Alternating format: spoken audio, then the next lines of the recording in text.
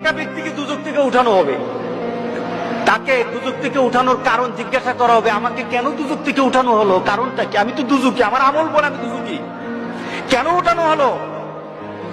তখন সে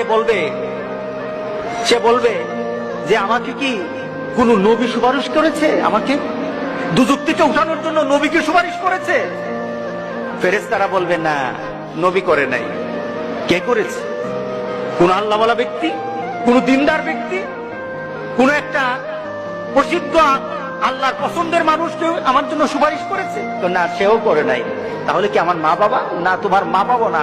তোমার পরিবার পরিজন? না না, তোমার পরিবার পরিজন না। তোমার খুব নিকটের মানুষ? না না, তোমার নিকটের মানুষ না।